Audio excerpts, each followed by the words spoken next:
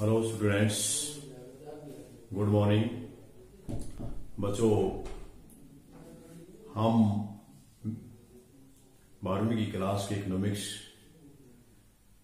Micro के second chapter का अध्ययन कर रहे हैं। और सेकंड चैप्टर में हमने कल भी वीडियो में पढ़ा था पीपीसी के साथ साथ इसमें एक छोटा सा टॉपिक और भी आता आपका अवसर लागत। तो आज की क्लास में हम अवसर लागत के बारे में जानेंगे कि अवसर लागत होती क्या है। अवसर लागत है छोटा सा टॉपिक लेकिन बड़ा इंपॉर्टेंट है। 2 नंबर का 1 नंबर का काम अक्सर ही आता रहता है आपका बोर्ड के एग्जाम में। तो इसको हम समझने का प्रयास करेंगे। तो अवसर लागत होती क्या है? अवसर लागत दूसरे सर्वश्रेष्ठ त्यागे गए विकल्प की लागत है। जब हम किसी चीज पर वह लागत होती है तो उसकी जगह दूसरा साधन पर भी लागत होती है। उनमें से जब हम सर्वश्रेष्ठ चुनते हैं, जिस पे हम काम करते हैं, उससे पहले कौन सा छोटा है उसको हम अवसर लागत कहते हैं। एक एग्जाम्पल के द्वारा मैं इसे समझाऊंगा आपको, लेकिन उससे पहले हम सिमुलन की परिभाषा पढ़ लेते हैं। सिमुलन ने क्या कहा है? सिमुलन के अनुसार परिभाषा में मैंने पहले भी आपको बताया था कि आपने उल्टेड कॉमास के अंदर रखने और उसकी योग्य अक्षरों को रखना है, हमें चेंजिंग नहीं करनी।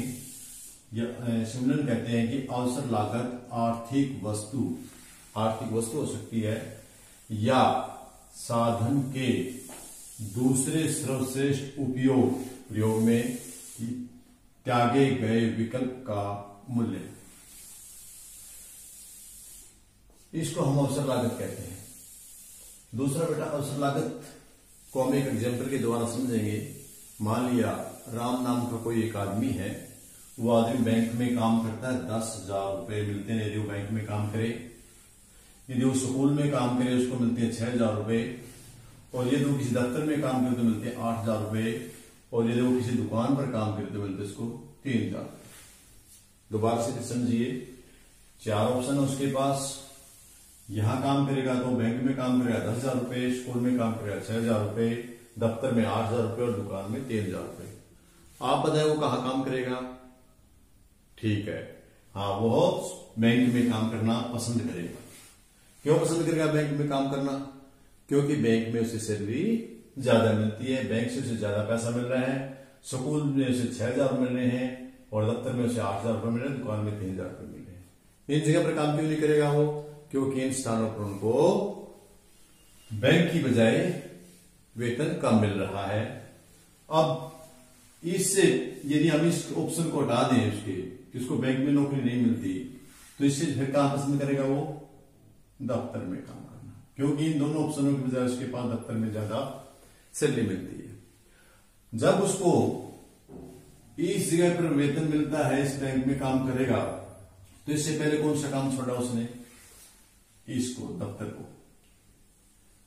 ऑप्शन उसके पास ये भी था, लेकिन वो इनकी बजाय इसको चुनेगा।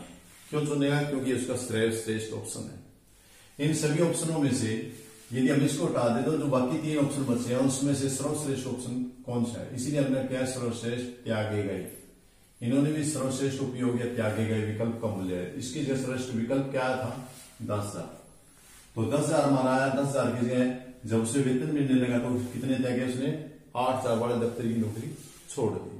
तो मेरे ख्याल में आप लोगों को अच्छे से समझ में आ गया होगा कि जिस वर्तमान पे वो काम कर रहा था उसकी जगह उसने जो उससे पहले वाला छोड़ा है, उसका सर्वश्रेष्ठ है, उसको हम अवसर लागत कहते हैं।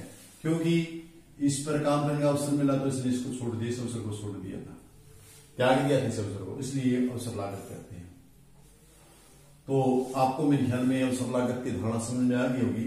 अवसर लागत की धारणा और पॉसिबिलिटी, उत्पादन संभावना वक्र की धारणा में पीपीसी और अवसर लागत की धारणा में क्या संबंध है? आपस में क्या संबंध है? पॉसिबिलिटी,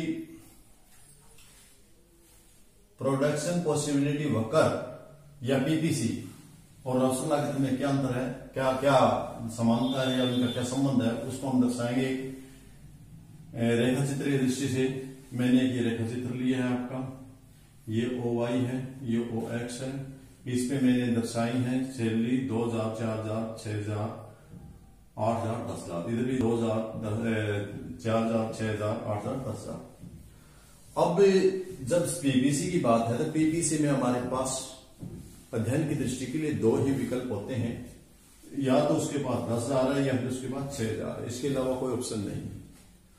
अब आप ये देखें वो कर इस पे उसको यदि वो यहां काम करता है, ये मान लेते हैं हमारा बैंक है और ये हमारा दफ्तर है।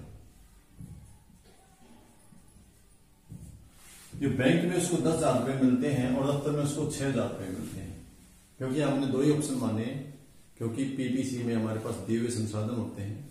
यदि वो अपना पूरा टाइम समय यहां देना चाहेगा, यहां की नौकरी करना चाहेगा, तो इसको जगह को छोड़ना पड़ेगा, त्यागना पड़ेगा। तो अवसर लागत, उसने ये अवसर लिया है तो इस अवसर को त्याग दिया है।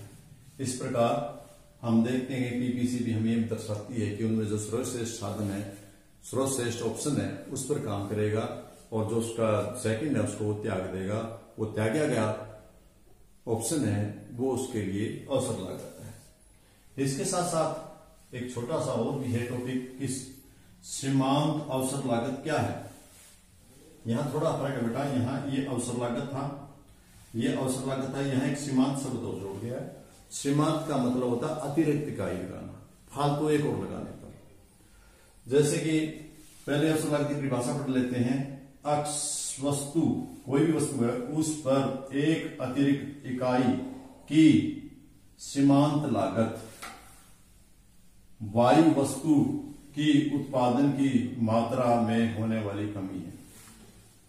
यदि हम, जैसे कि मैं एक डायग्राम के माध्यम से आपको समझा रहा हूं, ये डायग्राम हमारा, इस डायग्राम में हमने यहां x वस्तु ले ली है और ये हमने y वस्तु ले ली है, ठीक है। तो अब क्या करता है वे, यदि हम उसकी इतनी वस्तु ले लेते हैं, L तक ले लेते हैं, और x वस्तु कितनी L तक का उत्पादन करते हैं, तो वो K मात्रा, y की K मात्रा पैदा होती है। और यदि हम x वस्तु की ज्यादा मात्रा बढ़ाना चाहेंगे तो हमारी L1 होगी, और इसको ऊपर बढ़ाएंगे तो ये हमारी K1 आएगा, यानी ये घटी, ये बढ़ी तो ये घटी। क्यों? इनमें जो डिफरेंस आया दोनों में, इन दोनों में डिफरेंस आया, इसका इसके बराबर ये डिफरेंस है। इस डिफरेंस का कारण अतिरिक्त इकाई लाने के कारण इसकी अतिरिक्त इकाई में क्या अंतर आया, इस अंतर को हम अवसर लागत कहेंगे।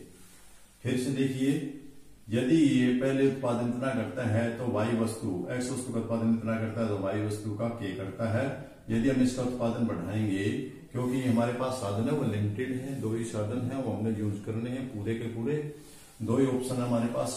यदि वो करेगा तो यहाँ की जो संसाधन हमारे पास फालतू लगे हैं, वे संसाधन यहां से हम घटाने पड़ेंगे, कम करने पड़ेंगे। तो इसके कारण जो ये अंतर आया, इसके कारण ये अंतर आया, जो बीच का अंतर है, ये अंतर इस अंतर के बराबर है। तो ये हमारा सीमांत अवसर लागत कहलाएगा। तो बेटा आज एक छोटा सा टॉपिक है, छोटे से टॉपिक के बारे में समझा, लेकिन इसके साथ साथ मैं आपको निर्देश देना चाहूंगा कि बेटा ऑनलाइन क्लासेस जरूर अटेंड करें। ऑनलाइन क्लासों का कोविड के दौरान हमें एक सुनहरा अवसर मिला है। पहले हम आपको कक्षा में पढ़ाते थे, जो ही कक्षा में पढ़ाया और कक्षा से चले गए, कक्षा से जाने के बाद आपको यदि कुछ समझ में नहीं आता था तो आप फिर वंचित रह जाते थे, बुक में ध्यान में नहीं आता था। लेकिन यहाँ ऑनलाइन क्लास का एक सबसे बड़ा बेनिफिट ये है कि आपको यदि समझ में नहीं आता है तो उसी वीडियो को आप दोबारा प्ले करके उसको समझने का प्रयास कर सकते हैं। तो आज की लेक्चर में इतना ही। धन्यवाद आप लोगों का।